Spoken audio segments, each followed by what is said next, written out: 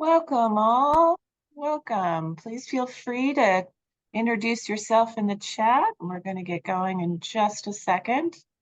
We're expecting a few more people today.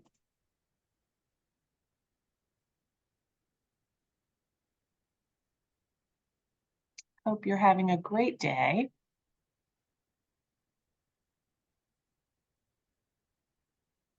And it's almost lunchtime. How nice.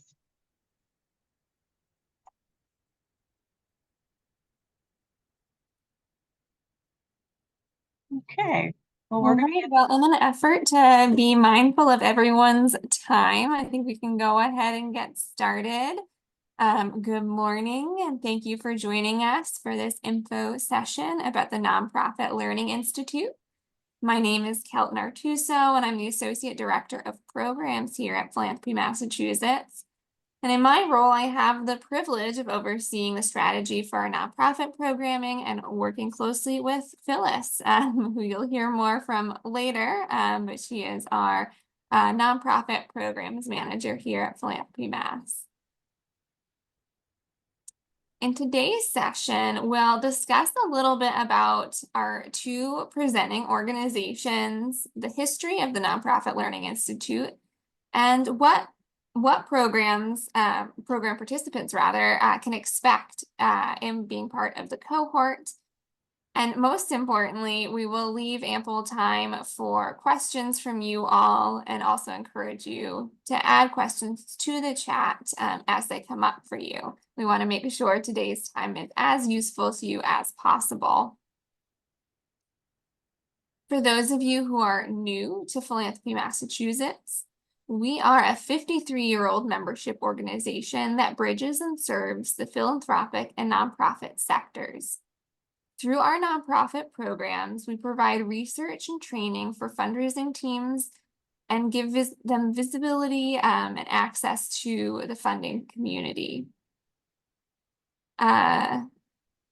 We offer membership at a variety of levels, although today's program is open to anyone, regardless of their membership status with us. Bank of America focuses on improving the lives of individuals and families by investing in basic needs and workforce development and education, and also strengthening broader community vitality by addressing needs related to affordable housing, small business, and neighborhood revitalization. Through their partnerships, the foundation support vulnerable populations, including working families, youth and young adults, out of school and work, and seniors, individuals living with disabilities, veterans, and those impacted by the criminal justice system, enabling them to move forward towards their goals. Now in its 13th year, the Nonprofit Learning Institute, or NPLI for short, strives to strengthen nonprofit leaders throughout the Commonwealth of Massachusetts. With the support of Bank of America, Philanthropy Massachusetts has been able to provide this capacity building opportunity to increase the effectiveness of over 240 nonprofit leaders throughout Massachusetts since its inception in 2011. NPLI is designed to benefit mid-sized nonprofit organizations with budget sizes ranging from $250,000 to $2 million. The technical assistance workshops offered during the program are designed with the needs of nonprofit leaders in mind, in particular, leaders of color. The sessions will include time for peer learning and networking. So with that little bit of background, high-level overview of our organizations and this work, I'm going to turn things over to Phyllis Corkum to share a little bit more about the session format, topics, and the application process as well. So Phyllis, take it away. Great. Thank you, Kelton. So this is what our NPLI sessions have looked like since 2020. And because accessibility increased because of our work on Zoom, we have continued the program online. It is a virtual program except for the closing reception. And usually these are very hardworking, thoughtful faces. Often there's smiles as well, but just know that this will be an all virtual program. And then in June, we'll come together on Federal Street in Boston at Bank of America. Just want to talk to you a little bit about who's in the cohort. This is a cohort for leaders of organizations. So either the executive director or board leaders are invited to apply. For the first 3 sessions, for the first 3 modules, we do encourage you as participants to bring a guest from your organization. So for example, for the finance session, you might want to bring your board treasurer or your finance staff person. You might, for the board session, bring your board president, board leaders. But you're welcome. That's at your discretion, although we do ask for their contact information so that we can send them all of the calendar invites, etc. The last session is just for the cohort, and that session we ask that it's only the accepted members in the class. Now let some other folks in. As I mentioned, since 2020, we have been completely online. We're going to be meeting every 3 weeks this year so that there's not too much lag time between the learning sessions. We have tweaked the sessions a little bit. If you've seen our program in the past, we're dedicating the last session solely on leadership success and the characteristics of leadership. I'll take you through these 4 sessions. We do ask that you commit to being at all of the sessions because this is a very sought after program, and we want people to get the most out of it and not have, and be able to admit people who can actually engage in all of the sessions. And the learning does, in a way, build on each session, specifically with strategic planning that sort of sets our tone and our learnings for the next 4 sessions, and leadership success kind of ties everything all together. The first session on strategic planning, we've been working for all 13 years with a program called Impact Catalyst to facilitate that session.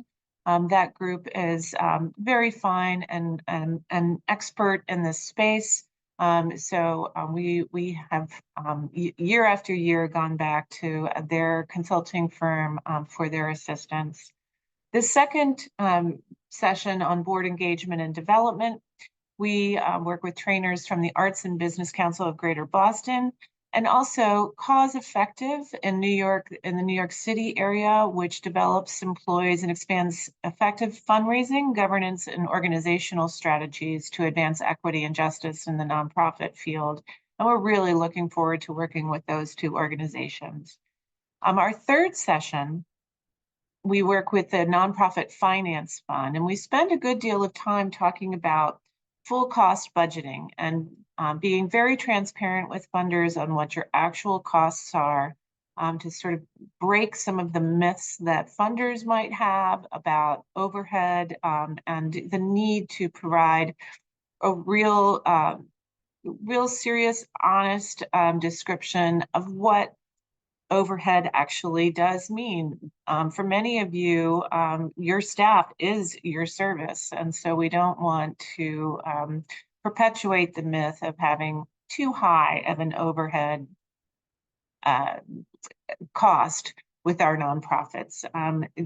We don't hold for-profit organizations to the same standards that we've been holding nonprofits to, and we want to provide a space for nonprofits to understand how to position and write in your finance in an educational way for your funders.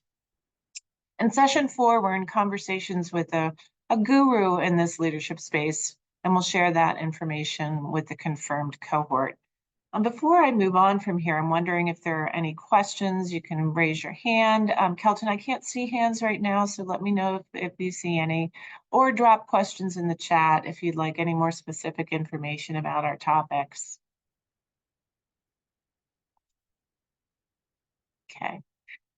I'm going to move on and hope that Ivana has joined us at this point. Ivana, I don't see her, is a leader within our Greater Boston community, Love Your Magic, and she was going to speak to our, as an alum. Sorry that she's not here, but we do involve alums in our continued conversations. After each of our sessions, we do provide space for continued discussion within the cohort. There's so much expertise in each of our cohorts that we want to make sure that we don't overlook. Pulling out your hi Nessie, pulling out your expertise and helping you all to network before we even get to that official networking session at the end. Again, because of the expertise in the room, there's much to learn. So we'll move on and hope that Ivana can join us in a little while. Before we go any further, we would like to open up for a discussion from all of you. Priscilla says that mid-size nonprofits was mentioned from 250K to 2 million operating budget. Does this mean that smaller nonprofits will not be included? We will first populate the cohort with folks who fall in the 250 to 2 million range. And like I said, we do get quite overwhelmed with applications. We do select that sweet spot so that folks can take the learnings and apply them immediately. And so generally, yes, Priscilla, we do select organizations that are in the 250 to 2 million. We do hold other learning opportunities for smaller organizations, but we find that most folks that are in that a higher range, so we say, are able to apply these learnings much more quickly, and that hopefully will move them on from that point. Any other questions about? Yeah, thank you, Priscilla. Again, you know, if we do not fill the cohort with folks in that range, or if there's a compelling reason to accept your organization at a lower level, we will consider that, but we want to be upfront and not waste your time. Eric, executive director here, participated some years ago. Would our new director of giving be able to apply? We do hope for executive directors, Eric. Thank you for asking, and thank you for sharing your experience. Perhaps you could ask a board member to apply, and your director of giving could come to some of the sessions. We do not have a specific session on fundraising this year because we, as an organization, focus almost all of our efforts in the nonprofit space for our nonprofit organizations on fundraising. And we have been listening to the survey responses on what some of our folks would really like to see expanded in the program. So in place of that session on development, we've actually placed a more in-depth session on the leadership traits themselves.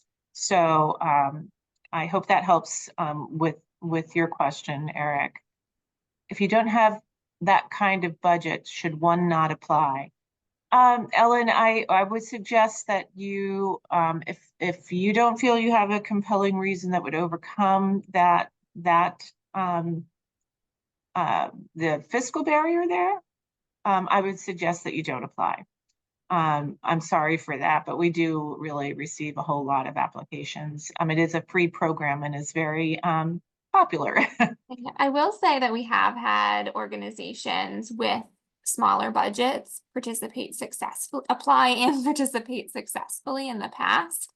And they've done so because they've been able to demonstrate that they have the staff capacity to take on the learnings, and just really the ability to hit the ground running with what is being shared. And we had speakers in the past who really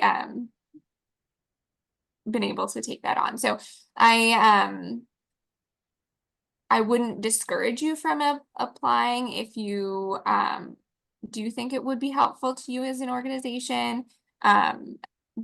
What we found is that, if there's really not any paid staff at an organization, it's been hard for them to participate in the sessions and also to take the learnings. We found that similarly, newer organizations, the materials just has some assumptions that there's certain practices in place. And so it might not be as helpful to newer organizations still building certain practices, which is why that parameter is put in place. Thank you, Kelton. Kelton has been administering this program, facilitating this program for many years. So her answers are better than mine, I will tell you that. So thank you for chiming in. Yeah, nice to see you, Eric. If a nonprofit has a fiscal sponsor relationship, would this eliminate? No, you're welcome to apply. Anybody else have a question? I am just emailing Ivana asking her if she will be attending.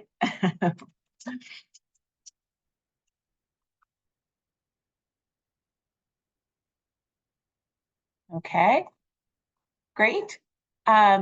We designed this program to really just be able to answer your questions. So we don't want to take your time if there are no others. We will give this time back to you. Yeah, I think it would be great to go through the application process. Oh my goodness. Yes, indeed. Let me get back to my slides. You're absolutely right. Why was I thinking about lunch? That's ridiculous. Here is the nuts and bolts. As you likely know, the application is already released. The application was released on January 3rd. Today is the info session. We have set the deadline for January 31st. It takes us a little while with the applications. We review them and the Bank of America reviews them as well. By the week of February 19th, the applicants will be notified either way. Then our sessions are every 3 weeks on Tuesdays from April to June. And our closing reception, again, will be at Bank of America in the financial district of Boston. So we hope, even if participants are coming from hither and yon, that you're able to come in for that day. This is our contact information. We welcome you to contact either of us and hope that you will participate. Hopefully you will apply. And we look forward to working with those of you who do so. I had a request, Phyllis. Could you go back to the slide that outlines the topics for the sessions? Sure. Thank you. And I also want to remind anyone who joined late that we are recording this session. So you will have access to the slide deck as well as the recording following today's gathering. We also are happy to stay on the line a little while longer for folks who have questions. But appreciate everyone who joined us today and your interest in the program. So glad to see so many faces. Nessie, we have a leadership team of 3 executive officers, 2 co-presidents and a vice president. We work as a team of 3. The vice president is just newer, hence the lower title, but otherwise is internally considered an equal ED. Would the vice president qualify as ED, or should we have one of the presidents? Kelton, would you like to I would say that is fine. Yeah, I would agree. I think our parameter is really around decision-making ability and whether the participant will be able to take the learnings and apply them at the leadership level and use those learnings in decision making. And it sounds like from what you've written, that the vice president would be able to do that. So I would say it would be helpful for us, for you to, you or them, whoever it might be, to just outline your decision-making structure, I guess, in your application, so that we have that context as we're going through. That's an interesting structure. That's great. Carrie, thank you for that question. There is no cost to the program thanks to the sponsorship of Bank of America.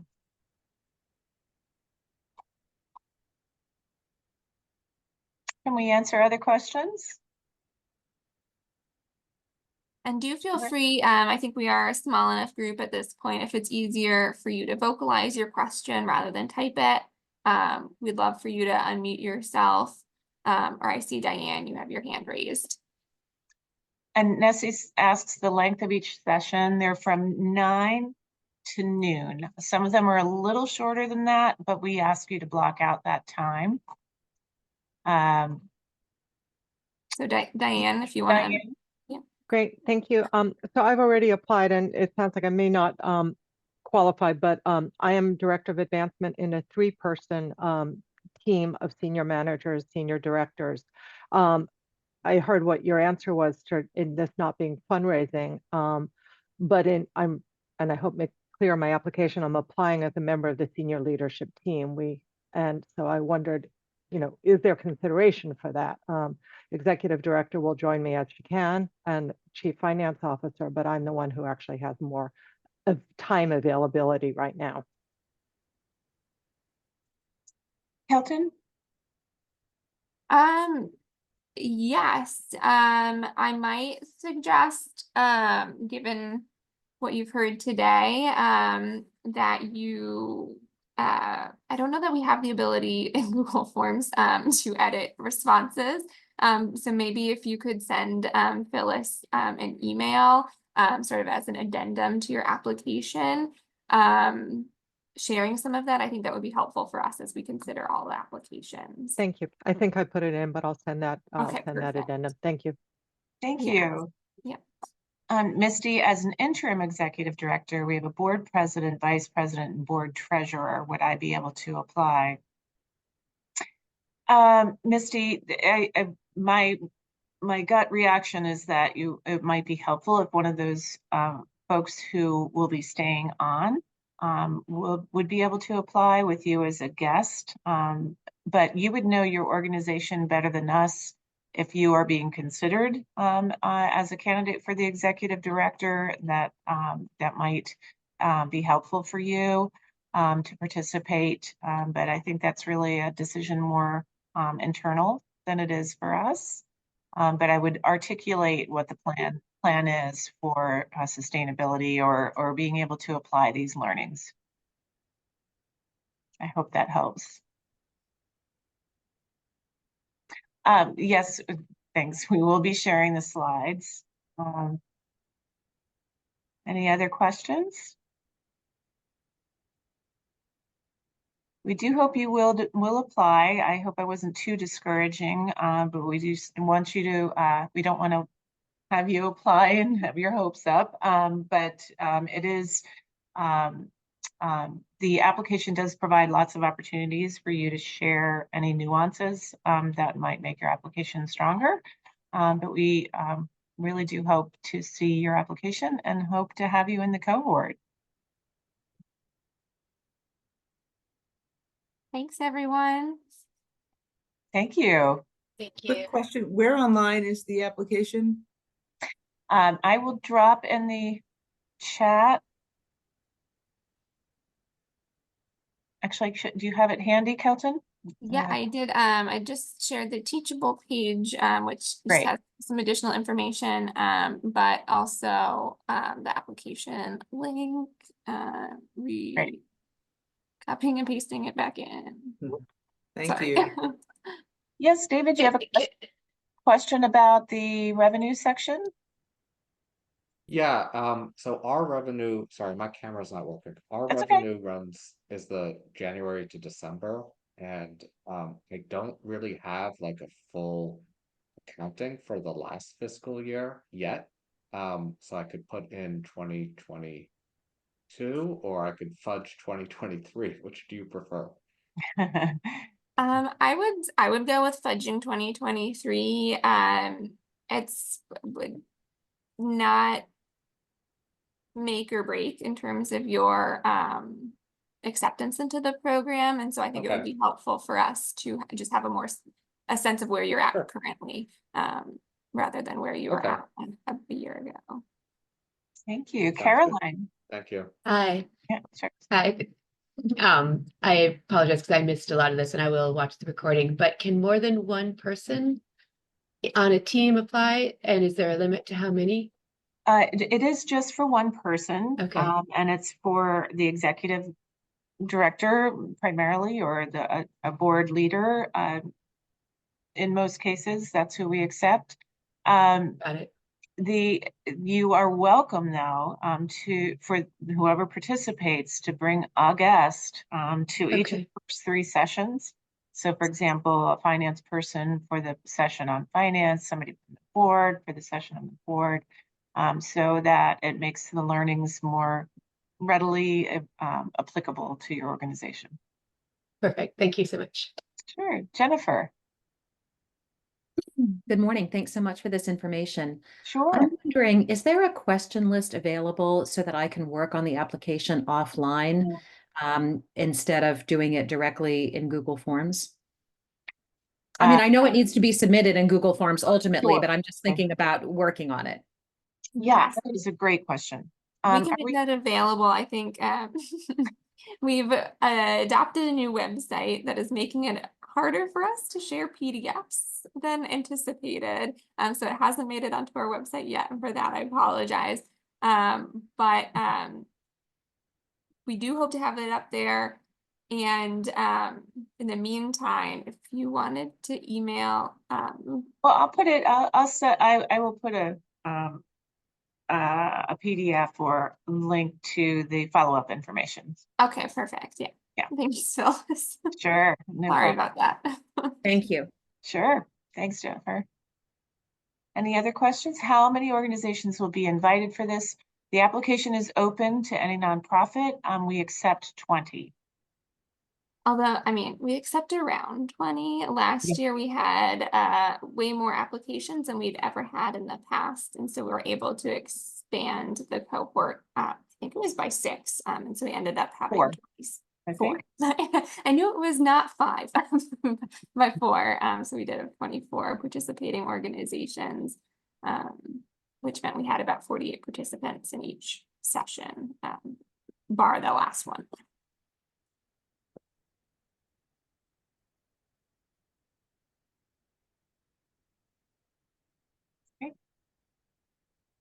Well, we will stay on. If you would like to ask any further questions, I'll stop the recording now, but we're really grateful that you came out and spent some time with us this morning. And we'll give you some of your time back in this afternoon. Thank you.